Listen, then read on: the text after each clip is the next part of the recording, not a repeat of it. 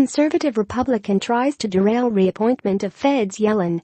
Washington, Reuters, a member of the U.S. House of Representatives Freedom Caucus is mounting a campaign to kill any chance of a second term for Federal Reserve Chair Janet Yellen. The latest sign conservative Republicans want a fresh face at the helm of the central bank.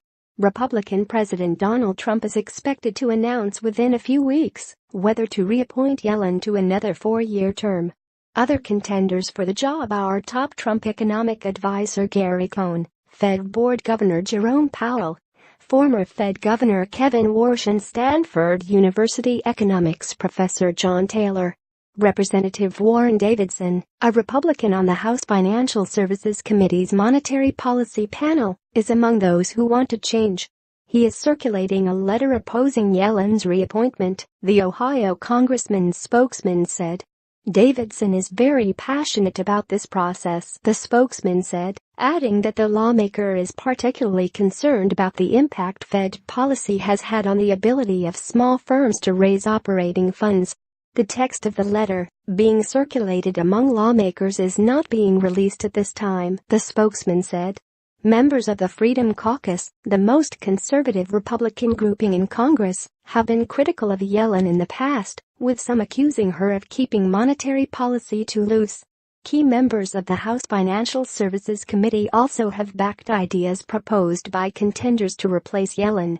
Taylor's research, for example, figured prominently in a House-passed bill requiring the Fed to explain its actions through a strict set of rules. The House, however, has no direct control over the appointment of a Fed chief. The Senate decides whether to confirm the president's nominee. Trump has criticized Yellen in the past and vowed to drain the swamp in Washington by naming new people to top jobs and embracing different ideas. But his economic agenda could benefit from the steady economic conditions fostered by Yellen's Fed. Yellen is scheduled to meet with Trump on Thursday for what may be the last of the interviews the president is conducting. She was appointed in 2014 to her first term as Fed chief by former President Barack Obama and won confirmation by a 56-26 vote, with 11 Republicans supporting her. Although Yellen's appearances before the House panel have sometimes been marked by testy exchanges with Republicans, she received credit in her last testimony in July for steps the Fed was taking to reduce its massive balance sheet.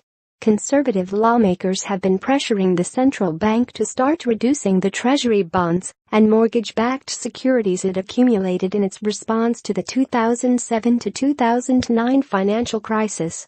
Reporting by Howard Schneider. Editing by Paul Simel.